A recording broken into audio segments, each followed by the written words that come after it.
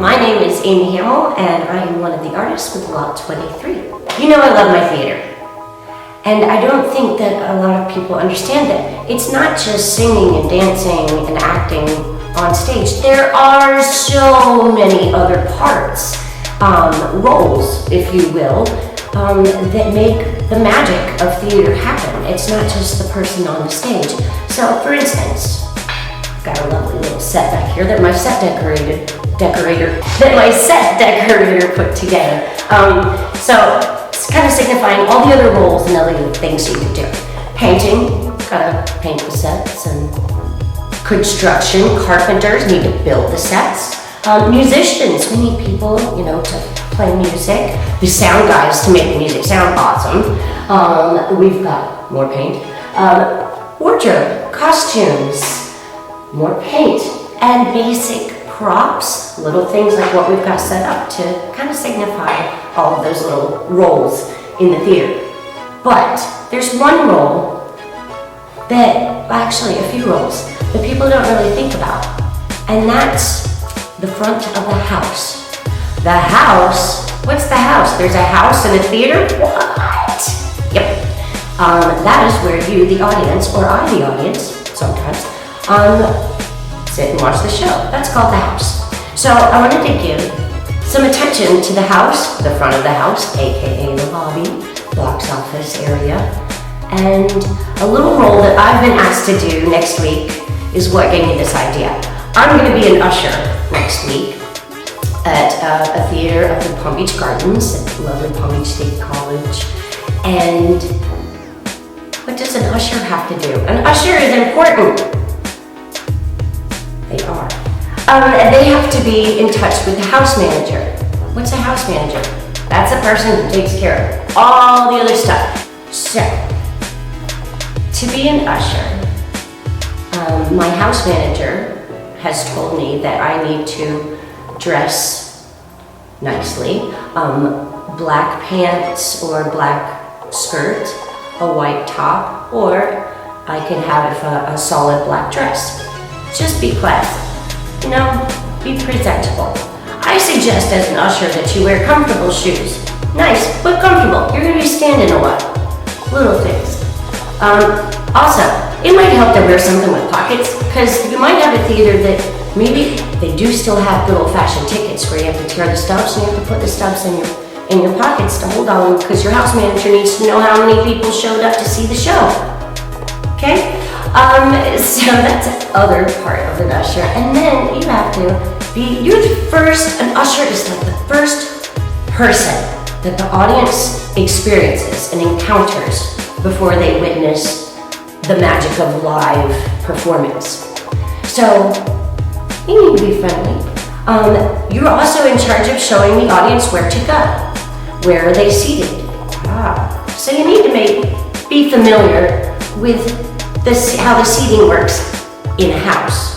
Here's your stage. Closest to the stage and closest to the orchestra is your orchestra seating. Then you've got the loge. It's just a fun word. I know it looks like it should be pronounced logie, or I don't know. It's pronounced loge. And a lot of times the box seats that you see, those people sitting off by themselves, that would be off of the loge, or something called the mezzanine.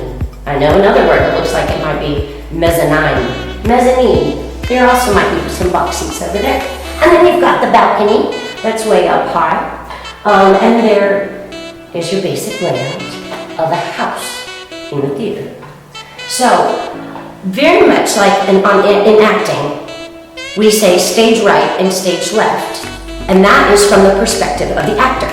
So if I'm on stage, then my stage right is my right, stage left is my left. But if I'm an audience member, or an usher, or anyone out in the house, it is the perspective of the audience. It would be called house right and house left. So, house right would transfer to, if you get on stage, there's going to be stage left. Okay, you see that? That's that lovely little fourth wall that separates the stage and the house. So, that being said, what else does an usher have to do? We had to pass out programs, playbills. Playbills, they're called playbills, but they're also called programs. And these are important. Your audience wants to know who's in the show, what have they done before, where they might have seen that actor or performer before, or heard a musician before. Also, what is the layout of the show? What's the story? What's the synopsis? Ooh, that's a fun word, synopsis. What happens? So act one, blah, blah, blah. So all your audience definitely need to have a Play-Doh or a program. This one happens to be pretty special to me so I'm not handing this one out right now. But it's from Cats, and this is from the final performance, September 10th, 2000. It's kind of cool. It's very special. This show is very special to me. I love you, my Cats family. So, ushers need to be making sure that every audience member has their lovely Play-Doh program. A lot of times too, I know I talked about ticket stubs. Sometimes they have this nice technology where all you have to do is scan things. So make sure that you're up to date, that you know how to operate what your job requires. Next, you have to make sure that your audience is comfortable. Make sure that you know where the exits are. So God forbid that there's an emergency, you have to be in charge of guiding the audience to safety. Sometimes the usher has the not so nice job of having to tell an audience member to turn off their phones. It's not a fun job to do. We don't want to have to be the bad guy and come over and say, excuse me, can you please, the light is bothering everybody. So let's be responsible theater goers and audience members. Let's not make the ushers have to do that job. Also little things, guiding the audience to snacks or concessions or to where the restrooms are. Important things like that. Most ushers are volunteers. Pretty much all of them are. And they just love theater so much and they want to be a part of it. Not just because they get to see a show for free. No, there's something about the lovely environment and energy of live theater performances. And I know it's tough right now with COVID and everything, but it'll come back. It will come back. And we need to be remembering what it's like so that we behave properly and do our jobs properly. So the usher has to be there early, of course, way before you have to get there. We need to make sure that that the bathrooms are in order and so that you have a nice clean place to use facilities. That you have enough, where they have enough programs to hand out to the audience. And if they run out, where can they find more? That's where the house manager comes into play. Oh, so many roles to be played. And then this chair again. That's going to be fun to edit in, I'm sure. Along the same lines, ushers have to stay even after the audience is gone to make sure that everyone is safely out, and then do a nice little sweep of the theater and see all those leftover playbills that maybe the audience didn't want to take home with them. I keep all mine. So we have to clean up all those little programs, getting ready for the next audience to come in. Those are just some of the tasks of an usher. I'm excited about being a part of this. So then you have your house manager. House manager, whoo!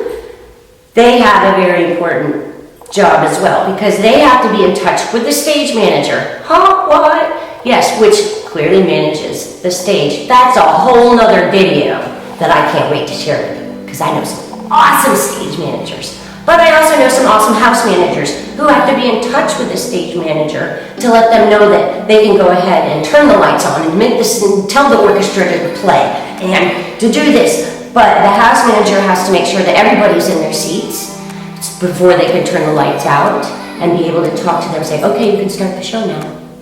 There are some instances where the show might have the exits or entrances from the back of the house.